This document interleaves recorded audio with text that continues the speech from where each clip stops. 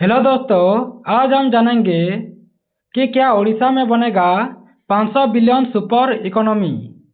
यानी उड़ीसा में सर्वभौम एआई और 20 पर का बड़ा प्लान चल रहा है, तो उसके बारे में हम जानेंगे। तो पहले हम इंट्रोडक्शन जान लेते हैं। तो भारत के पूर्व तट पर स्थित उड़ीसा लंबे समय तक खनिज और धातु आधारित अर्थव्यवस्था के लिए जाना जाता है, लेकिन अब राज्य सरकार ने एक नई विकास रणनीति अपनाई है, जिसका लक्ष्य है कि टेक्नोलॉजी, इंफ्रास्ट्रक्चर और शहरीकरण आधारित अर्थव्यवस्था होगा। तो इसी दिशा में 3 बड़े कदम सामने आए हैं, जैसे सर्वभौम एआई द्वारा 2.3 बिलियन का सॉवरेन एआई हब बनेगा। दूसरा, भुवनेश्वर, कटक, पुरी, पारादीप ये इकोनॉमिक रीजन बनेगा, जिसको हम 20 पर भी कहते हैं।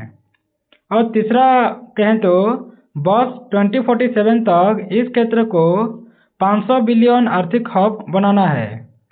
तब वर्तमान में 20 पर क्षेत्र का आकार लगभग 22 से लेकर 23 बिलियन है, और यह राज्य की अर्थव्यवस्था का लगभग 19% यानी 19% योगदान होगा, जिसे कई गुना बढ़ाने का लक्ष्य भी रखा गया है। आगे अगर चाहेंगे तो कई गुना बढ़ाने का लक्ष्य भी रखा गया है। तो यह योजना केवल आर्थिक वृद्धि नहीं है, बल्कि रोजगार, शहरीकरण, निवेश और जीवन स्तर में व्यापक बदलाव लाने की क्षमता भी रखती है। तो सर्वभौम एआई क्या है वो भी जान लेते हैं। तो सर्वभौम एआई एक भारतीय एआई स्टार्टअप है। उड़ीसा में लगभग 20,000 करोड़ यानी 2.3 बिलियन डॉलर का निवेश कर रहे हैं, जो सॉवरेन एआई हब स्थापित करने जा रहे हैं। तो यह परियोजना केवल एक डेटा सेंटर नहीं होगा, बल्कि एआई ऑप्टिमाइज इंफ्रास्ट्रक्चर होगा, जो भारत की तकनीकी आत्मनिर्भरता को मजबूती करेगा। इस परियोजना से लगभग 5,000 उच्च कुशल नौकरियां सीधे और अप्रत्यक्ष रूप से पैदा होने की उम्मीद है। तो इसका महत्व 3 स्तरों पर होगा। जैसे पहली तो यह उड़ीसा को खनिज आधारित अर्थव्यवस्था से डिजिटल अर्थव्यवस्था की ओर ले जाएगा। दूसरी बात करें तो यह राज्यों को राष्ट्रीय एआई इकोसिस्टम का केंद्र भी बना सकता है। तीसरा बात करें तो इससे स्टार्टअप, रिसर्च, क्लाउड और डेटा उद्योग विकसित होंगे, जो दीर्घकालिक आर्थिक विकास का आधार भी बनेगा। ये रहा महत्वपूर्ण 3 स्तर। उसके बाद बेस पर क्या है वो भी जान लेते हैं। यानी 4 शहरों का आर्थिक सुपर कॉरिडोर बनाएंगी। जैसे बिस्पर का पूरा नाम है भुवनेश्वर, कटक, पुरी, पारादीप इकोनॉमिक रीजन। तो यह 4 अलग अलग ताकतों वाले शहरों को एकीकृत करना है। जैसे भुवनेश्वर में आईटी और प्रशासन का होगा, और कटक की बात करें तो व्यापार और उद्योग का हब बन सकेगा। पुरी की बात करें तो पर्यटन और सांस्कृतिक केंद्र तो है, जैसे जगन्नाथ मंदिर है, ठीक है। और पारादीप की बात करें तो पोर्ट और लॉजिस्टिक्स ये सब होंगी। तो 4 चीज़ों में क्या होंगे, जैसे भुवनेश्वर में आईटी हब होंगे, प्रशासनिक रूप से भी होंगे। कटक की बात करें तो व्यापार और उद्योग बढ़ेगा। पुरी की बात करें तो पर्यटन और संस्कृति, जैसे जगन्नाथ भगवान है। वैसे पारादीप की बात करें तो पोर्ट और लॉजिस्टिक हब बन सकता है। तो इन चारों को जोड़कर एक integrated urban industrial economic belt बनाया जा रहा है। इसका कुल क्षेत्र लगभग 11,800 वर्ग किलोमीटर है, यानी 11,000 हो सकता है, 11,800 वर्ग किलोमीटर का होगा। तो इसे नीति आयोग के सिटी इकोनॉमिक रीजन कार्यक्रम में भी शामिल किया जाएगा। इसका उद्देश्य है कि एक ऐसा क्षेत्र बनाना जो पूर्वी भारत का आर्थिक इंजन भी बन सकेगा। तो 500 बिलियन लक्ष्य भी प्राप्त करना चाहते हैं। यानी सरकार का लक्ष्य है कि 2047 तक केवल 20 पर क्षेत्र की अर्थव्यवस्था 500 बिलियन डॉलर तक पहुंच जाएगा। तो यह वर्तमान आकार में लगभग 20 गुना वृद्धि हो सकता है। तो यदि यह लक्ष्य पूरा होता है तो यह क्षेत्र अकेले राज्य के जीएसडीपी यानी स्टेट जो कि कहते हैं हम स्टेट की जीडीपी में 30% योगदान होगा। तो ओडिशा की कुल अर्थव्यवस्था $1 ट्रिलियन तक पहुंच सकता है।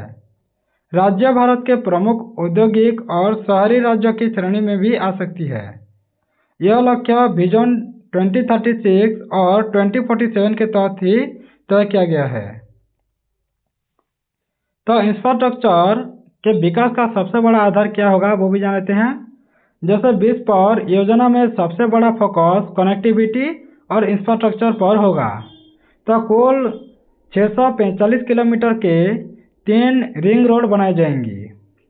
उसके बाद कैपिटल रिंग रोड बनाए जाएंगे 432 किलोमीटर। उसके बाद आउटर रिंग रोड बनाए जाएंगे 148 किलोमीटर। वैसे इनर रिंग भी रोड तैयारी किया जाएगा जैसे 65 किलोमीटर यानी 65 भी हम कह सकते हैं।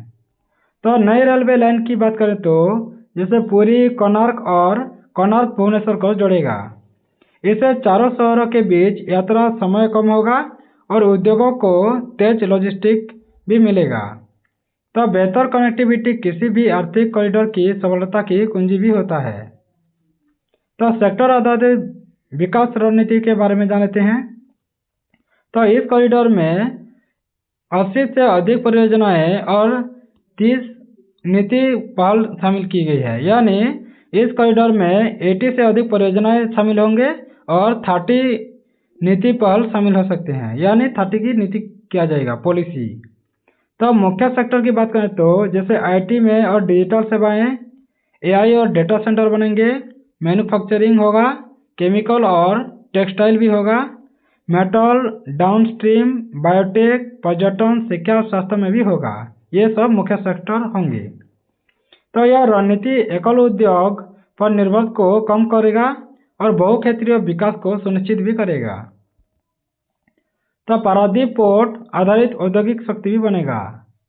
पारादीप इस कॉरिडोर का सबसे महत्वपूर्ण हिस्सा होगा क्योंकि यह पोर्ट लिंक्स इंडस्ट्रियल हब भी बन सकता है। जैसे इस पोर्ट के कारण क्या होगा, निर्यात आधारित उद्योग बढ़ेगा, लॉजिस्टिक में लागत भी कम होगी और विदेशी निवेश भी आकर्षित होगा। तो सरकार का लक्ष्य है कि ओडिशा को पूर्वी भारत का लॉजिस्टिक और ट्रेड हब बनाना है। तो शहरीकरण और रोजगार की बात कर लेते हैं। तो ओडिशा में वर्तमान शहरीकरण लगभग 17% ही है, जिसे 2047 तक 60% तक ले जाने का लक्ष्य भी है। इसके तहत नए स्मार्ट सिटी बनेंगे, स्किल डेवलपमेंट होगा, एमएसएमई क्लस्टर भी बनेंगे, 1 करोड़ से अधिक रोजगार का लक्ष्य भी पाया गया है। तो सर्वम एआई जैसी परियोजनाएं उच्च कुशल नौकरियों को भी आकर्षित करेगा। तो केंद्र सरकार और नीति आयोग की भूमिका क्या होगा। तो बेस्पर को राष्ट्रीय स्तर पर टॉप 5 में सिटी इकोनॉमिक रीजन में शामिल किया जाएगा। कहाँ पर, टॉप 5 सिटी इकोनॉमिक रीजन पर। तो केंद्र सरकार की बात करें तो प्रति सीईआर लगभग 5,000 करोड़ सहायता देंगे और लॉजिस्टिक्स और कनेक्टिविटी समर्थन भी देंगे केंद्र सरकार की बात करें तो। और यह डबल इंजन विकास मॉडल का उदाहरण भी होगा क्योंकि ओडिशा में भी बीजेपी की ही सरकार है और केंद्र पर भी बीजेपी की ही सरकार पर है। तो ओडिशा की अर्थव्यवस्था में संरचनात्मक बदलाव क्या होगा। तो पहले तो ओडिशा की अर्थव्यवस्था मुख्यतः आधारित थी, जैसे माइनिंग में, स्टील में, एल्यूमिनियम में, ये सब सिर्फ चलते थे। लेकिन अब नया मॉडल भी होगा, जैसे माइनिंग में, मैन्युफैक्चरिंग में, सर्विस में, टेक्नोलॉजी में। ये सर्वम एआई जैसे निवेश से राज्य को डिजिटल और नॉलेज इकोनॉमी की ओर भी बढ़ेगा।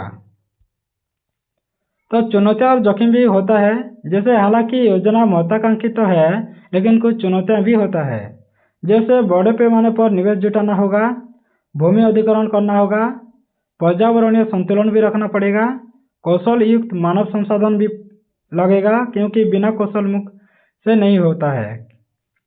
तो परियोजनाएं का समय पर क्रियान्वयन भी करना होगा, यानी समय के साथ इसको काम भी समाप्त करना होगा। तो यदि इन पर नियंत्रण नहीं हुआ तो लक्ष्य प्रभावित हो सकते हैं। तो कंक्लूजन क्या हो सकता है। तो सर्वम एआई का $2.3 बिलियन निवेश करेगा और बायोस्फीयर कॉरिडोर और 500 बिलियन लक्ष्य यह संकेत देता है कि ओडिशा पारंपरिक संसाधन राज्य से हटकर टेक और इंडस्ट्रियल राज्य बनने की दिशा में आगे बढ़ रहा है। तो यही इंफ्रास्ट्रक्चर निवेश और नीति कार्यान्वयन समय पर होता है। तो अपने यानी आने वाले समय में यानी 20 वर्षों में ओडिशा में पूर्व भारत का आर्थिक केंद्र बन सकता है, एआई और डिजिटल हब बनेगा, पोर्ट आधारित औद्योगिक शक्ति बन सकता है, उच्च रोजगार वाला राज्य भी बन सकता है। यह केवल आर्थिक योजना नहीं बल्कि ओडिशा के सामाजिक आर्थिक परिवर्तन की ऐतिहासिक शुरुआत भी होगा। तो थैंक्स फॉर वॉचिंग। अगर ऐसे वीडियो आपको अच्छा लगता है तो सब्सक्राइब कर दें, बेल आइकन दबा दें, लाइक करें, शेयर करें और वीडियो आपको कैसा लगा कमेंट बॉक्स में ज़रूर कमेंट कर दें।